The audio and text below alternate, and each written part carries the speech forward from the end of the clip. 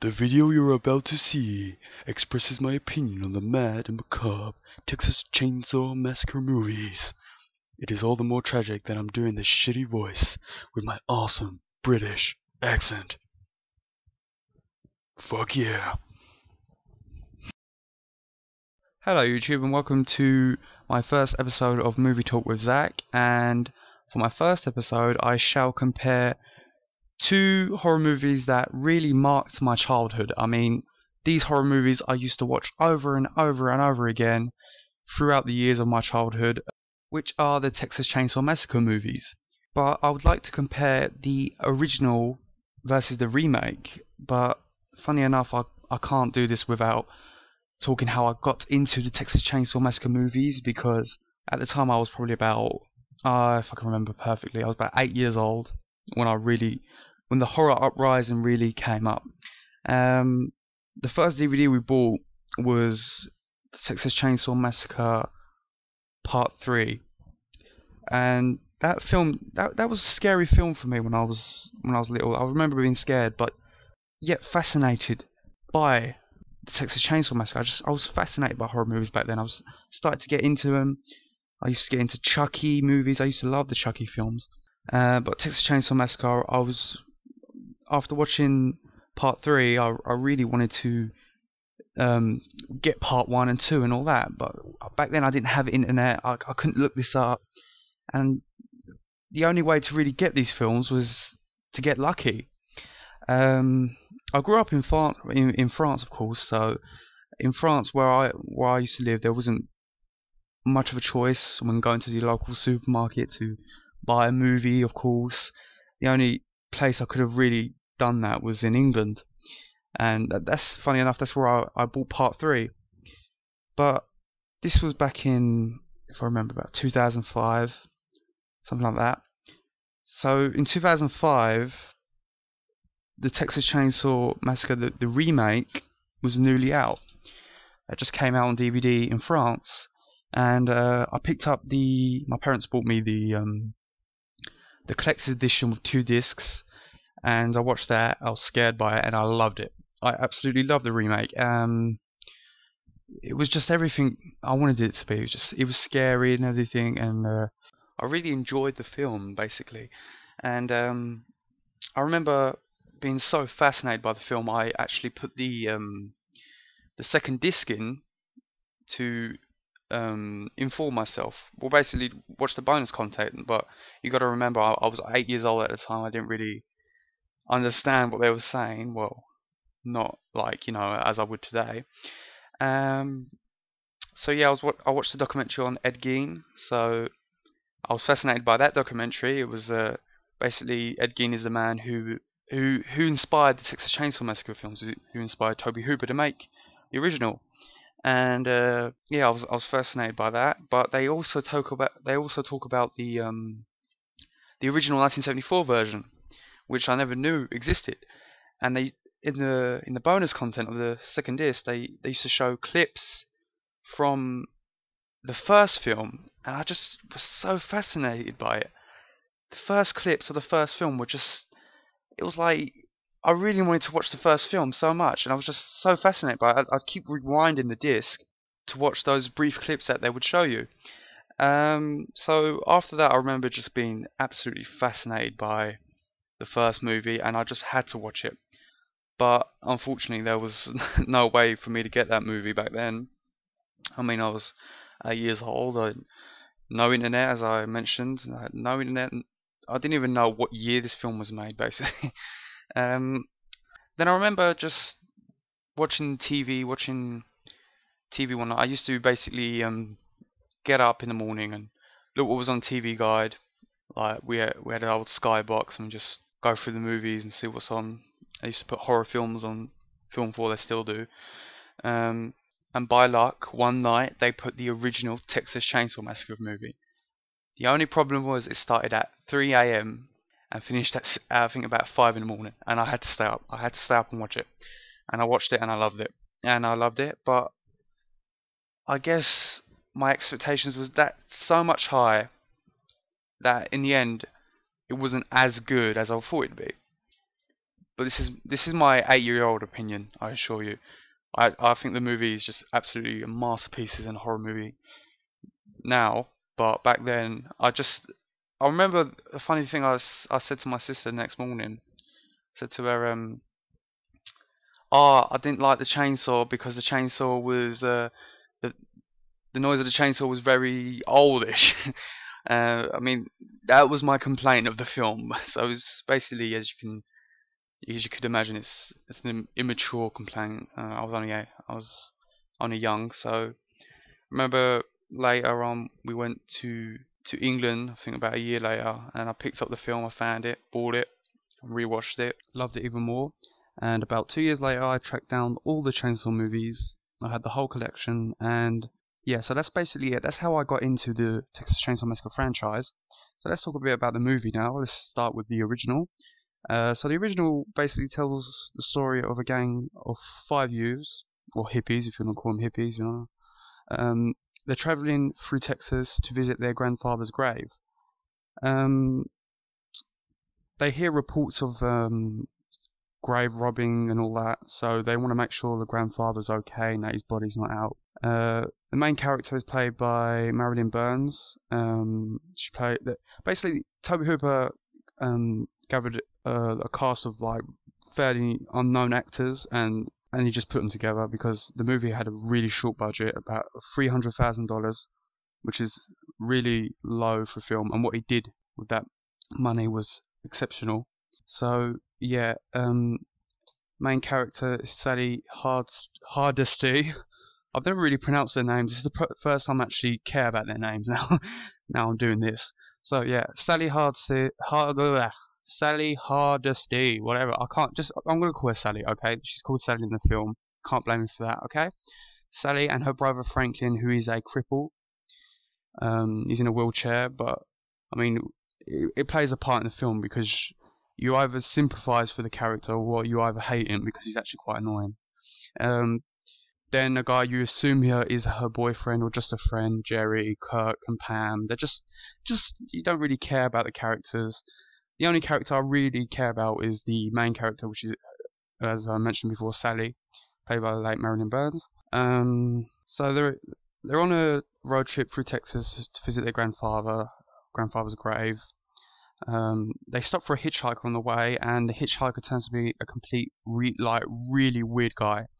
He freaks them out, cuts himself, takes their picture and sets fire to the picture. He really freaks them out, so they chuck him out. In doing so, they drive to a gas station or petrol station. I don't know how they say. In America they say gas station. I say petrol station. Whatever station you want to call it. So they stop at this petrol station, and because they run low on gas, and they see this man comes up to them, played by Jim Cedo, who is a big character in the Texas Chainsaw Massacre franchise. He played in the first 2 movies, known as the Drayton Sawyer or the Cook, aka the Cook. So he tells them basically that there's no petrol left and that they'll have to wait. And so that's that. So they want to go visit their grandfather's old house or something, and he tells them, yeah, you can go see their house and all that, blah blah blah. There's the direction. Takes them to the direction. So they get there, they visit the house, and they split up. 2 of the characters, I think it's Jerry and Pam, Kirk and Pam. I think they want to go swimming, but something like that, and they find a house, and I can't remember why he actually goes into the house. Maybe I think it's for petrol. They go and ask for petrol in the house, yeah. And there you go, bang, first kill. Leatherface just pops out of the meat ring, and he goes like, a lot of wherever he screams, he hums. I don't know if it's the pigs that humming, and he slams him over the head with a sledgehammer, and he's just like, just moving about, fapping about like a hidden fish. It's just amazing, just absolutely amazing. I mean, 1974, that must have been gruesome. I mean, if I was there in 1974 and watched that scene, I would have been disgusted, yet so fascinated by that. So that happens, and he leaves his girlfriend outside, and she says, "Oh my God, where are you?" And so she just walks into the house. Walking into the house, looking for him. she somehow falls into like what I'd call the front room of the house. She falls in the front room, and there's like loads of bones scattered about. Oh yeah, I have to mention that the job they did on the house, like all the bones and stuff like that, was really phenomenal. You know, I applaud the job they did, because they had I think about 6-7 weeks to finish the film because of the small budget, and they did an absolutely brilliant job on the scenery, everything. It's just fantastic film working, you know. So yeah, she falls down and she gets freaked out because you assume that she realizes that it's human bones, basically. Then Leatherface pops out of nowhere, grabs her, and sticks her on this meat hook, if you want to call it that. Yeah, meat hook. She screams. Then he starts his chainsaw and goes vroom, vroom, vroom, vroom, something like that. Whatever. I think you can assume that he cuts up her boyfriend because the boyfriend's on the table. Because, yeah, the film's called Texas Chainsaw Massacre, but really there is hardly any chainsaw action. I mean, yeah, he runs with a chainsaw through the film. Yes, he does cut up people, but you don't actually see any gore. But this would be probably to the fact that Tobe Hooper wanted to secure a PG rating for the movie. And I think he must have been crazy thinking he would have got a PG rating for that. It's still rated 18 today in England. The film, 40 years later, the movie's still rated 18. That film is always going to be rated 18. An R-rated film in America, you call it R-rated. So she's still alive, basically, on the hook, watches her boyfriend get massacred. Then we cut to, I think, Sally and her boy, not a boyfriend, Sally and her brother, Franklin, who is crippled, as I mentioned before. He's in a wheelchair, and he's really annoying. I just can't stand him. But you do sympathise with him because you feel sorry for him. It's just that he's just very annoying. I'm assuming that you've watched the film if you're listening to this. You know what I mean. So they're waiting in the van for their friends to come back, basically. Oh yeah, I think I missed a bit. Yeah. Jerry, he goes to find Kirk and Pam, I think, yeah, and he basically gets the same fate. Leatherface hits him with a mallet and just messes him up. Before, though, he opens up the freezer to see Pam frozen. So basically, he took her off the hook and dumped her in the freezer, and she's still alive. It's kind of gruesome. So yeah, that happens. So we fast forward to Sally and Franklin, and sun's gone down. They're getting scared. They want to know where their friends are. They're calling them. They're bibbing the van. Franklin gets paranoid because they're taking the keys. Sally wants to go look for them. So she wants to go on their own because she can't push Franklin in a wheelchair, but he won't have that. He says, no, take me. He doesn't want to be left alone, I suppose. So she takes him, and this is one of my favourite scenes of the movie. So it's complete, like, it goes quiet. They're just talking. Oh, I think I see something. Then the chainsaw starts, and he just messes him up. You don't see nothing, but you can just feel it. It's a really big jump scare. I think it's probably one of the best executed jump scares in a movie ever. It's definitely up there. So this is it. This is when the movie really, gets started. She goes running, and it's just a chase film from here on now. There's probably about 20-30 minutes left. Chase film. He just chases after her. He terrorizes her, and I think she really plays a really good part in that film. She really played a really good part, Marilyn Burns. I think it was brilliant. Now, an unknown actor to do all that was just great. I just think, I don't know. Normally, back in any horror movie, you'll get a female who just plays the same thing, stupid and dumb and doesn't know what to do, should be running the other way out and all that. But I don't get that sense with this character. I mean, I think she just. You would go back looking for your friends. You wouldn't just leave them, would you? You would go back looking for them, obviously. And she's just scared. That's all. I mean, there's nothing she can do. You just put yourself in her place. You do exactly what she did. Just run. That's all you can do. So yes, I made that point.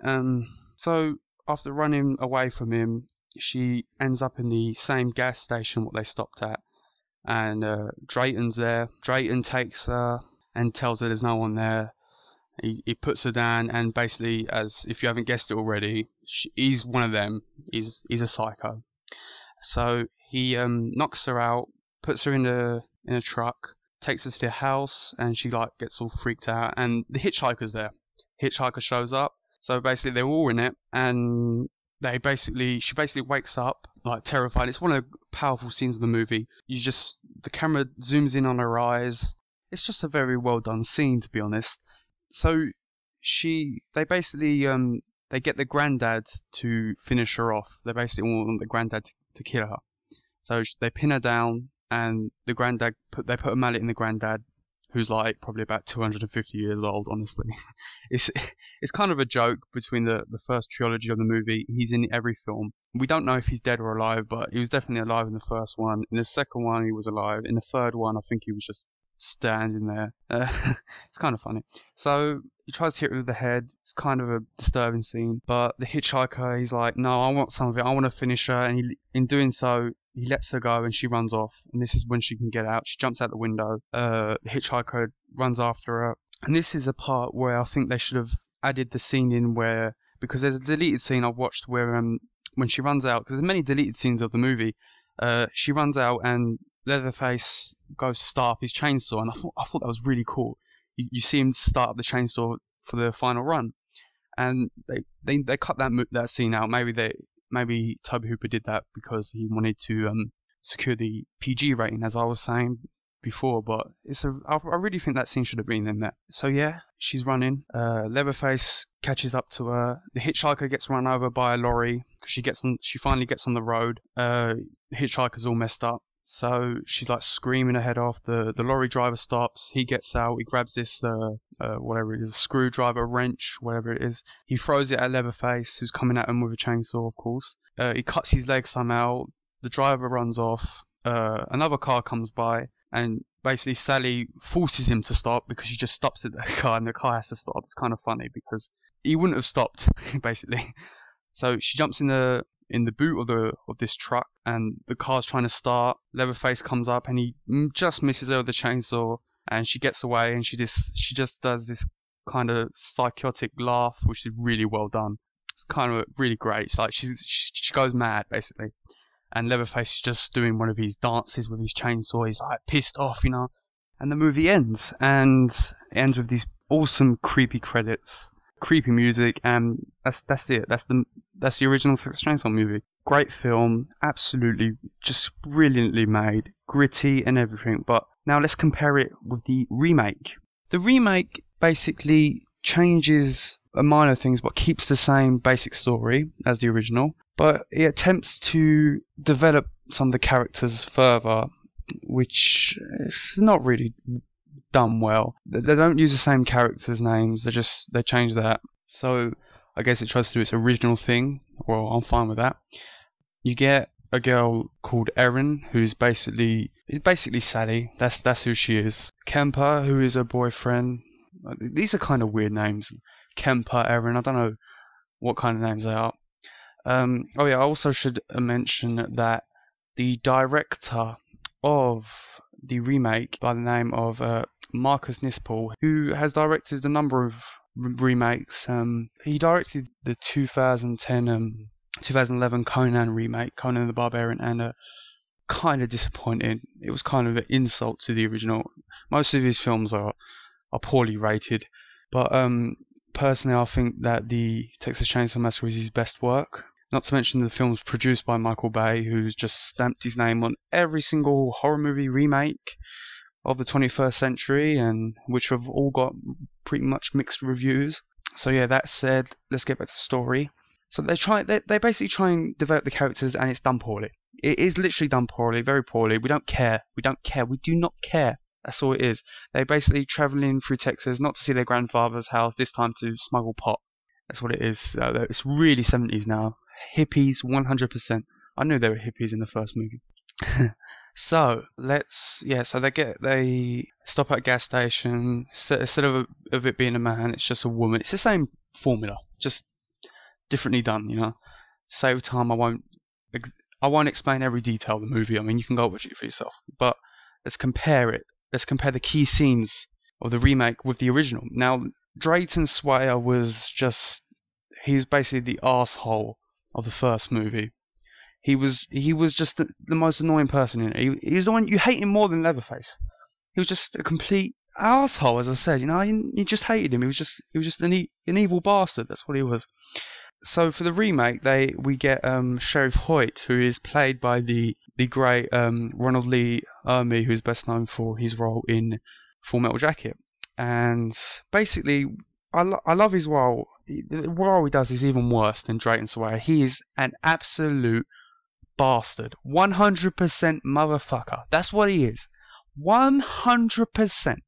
He is just the most vile person you could ever meet, you know. Great role. The only complaint I would give that is that basically they've just took his role from... They've told him, just play your role in Full Metal Jacket in this movie. That's what he's doing. He's just playing the same role as he did in Full Metal Jacket, which isn't a bad thing, considering they're great roles, you know. He's just a great actor. So yeah, I would say that Sheriff Hoyt is better than Drayton Sawyer by far. I mean, he pins him down. He pretends he's a police officer for one. He just makes him do really bad things. It's just really, it doesn't make him really do bad things. He does bad things. He's just 100% horrible.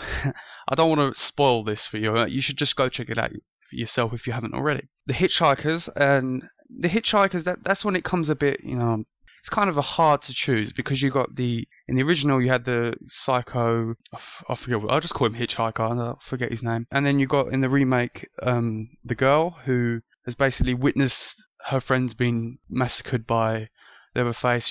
They basically pick her up in the van, same formula as the original. And this time she doesn't do anything crazy, she just shoots herself. She says, "You're going the wrong way," and she just grabs a gun from her legs and then she just, you know, pulls the trigger, and it's done really gruesomely and it's really effective. So that was really well done. But so it is kind of close if you compare the Hitchhikers, as if you would compare Sheriff Hoyt and Drayton Sawyer. But I really think the original has the better Hitchhiker, because that guy was just mental. He was crazy.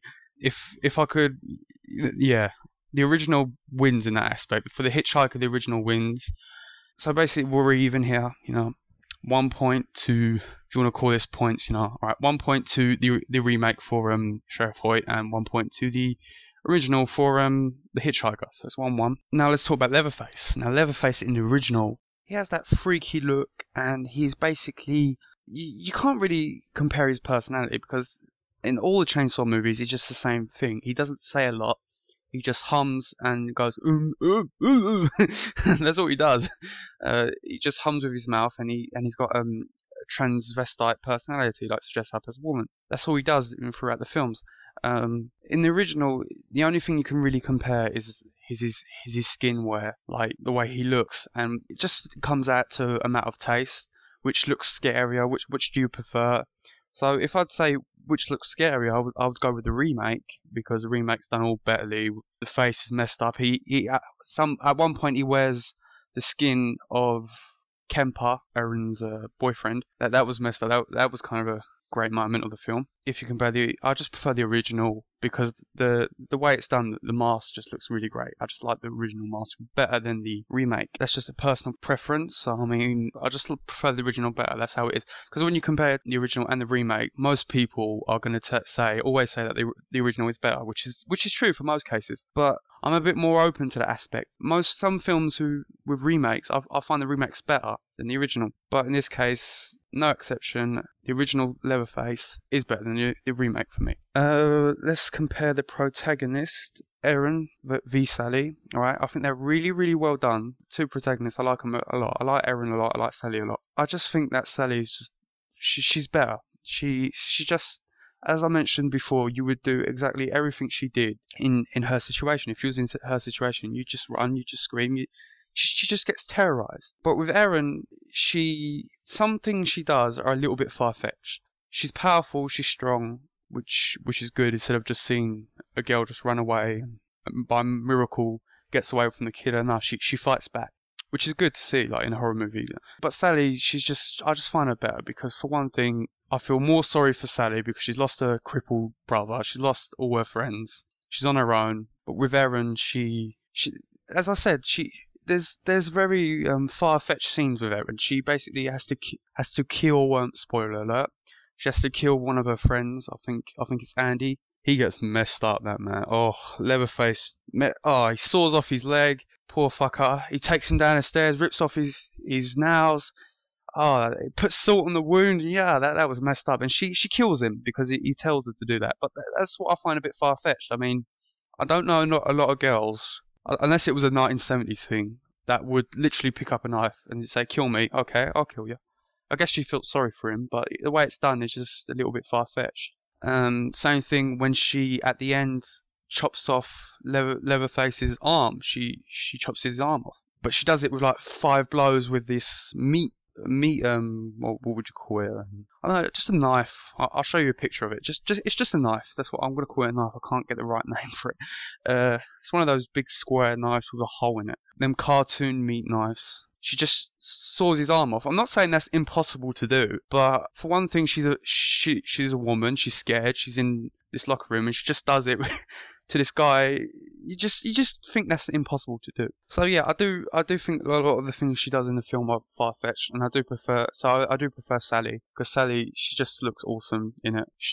Everything she did in that film, she just played a really great part. I think for a girl to be tortured, I think you can't get better than her. So yeah, I prefer Sally. So for the remake, the only thing that I really like would be Sheriff Hoyt, and I do like the way the film's played out. I like the film very much. But it doesn't meet up to the standards of Texas Chainsaw Massacre, the original. It just doesn't. It's good. It's a great film. It's a great horror movie. For the 21st century, it's probably one of the best horror movies out there. It's scary. It's gory. For the first time you watch it, I watched it just yesterday, and I enjoyed it a lot. I watched it again. I really enjoyed that movie. To be honest, that movie sort of helped me a lot on my knowledge on the Texas Chainsaw Massacre with the bonus disc, as I mentioned earlier. So it does mean a lot to me, that movie, but the original, you just cannot beat the original. What they did for the budget, how they executed the characters, how they executed the camera angles, the gritty tone, it's just really, really well done. So it's just a masterpiece in horror movie making. Absolute masterpiece. You watch it every time, it gets better. It's one of those movies. You watch it every time, it gets even better. Even better. You cannot beat it. So for that reason, I think that the original is far better than the remake. And not in the next 50 years, they're never going to make a film that is as good as that original movie. The only way you can make a film that comes close to the original is if they track down one of those old 70s cameras and film the same film with modern day techniques. Do it like that, with a cheap budget as well. That's how you got to do it, because that film, it's never gonna come close. It's just, even if you're not a fan of horror movies, it does affect you. And the thing is, with the original, there's not a lot of gore in it. It's not about gore. It's about being scared. It's about putting yourself in that sort of situation and feeling scared. The scenery scares you. It's all psychologically. With the remake, the only thing that would scare you would be the gory scenes and all that, but it doesn't have the same gritty tone as the original. The original just scares you psychologically. There's no bad language, there's no sex, there's no violence. Well, there is violence, but it's not gory. It's not explicit gore. It's just the tone of the film that scares you, and that is an amazing thing to have in any horror movie. That's how you make a horror movie. And for that reason, the Texas Chainsaw Massacre shall always be the best chainsaw film ever made, and just well done to Tobe Hooper for what he did with that film. So yeah, that's basically it, and I hope you enjoyed my comparison. If you watched it up to here, I mean, thank you for watching, and I hope to do more of these in the future. If you have any suggestions of any horror movies you want me to review, compare, anything, just leave them in the comments below. I really enjoyed doing this video, honestly. It was kind of a trip down memory lane for me, thinking about my childhood, how I got into horror movies. I might actually do a video on that. You know, my second movie talk with Zack should be something like that. So just tune into that. Subscribe if you haven't already. Thank you for watching again, and until next time. What happened was true.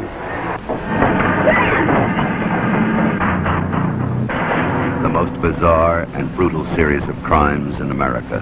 The Texas Chainsaw Massacre. Even if one of them survives, what will be left? The Texas Chainsaw Massacre. After you stop screaming, you'll start talking about it. Rated R.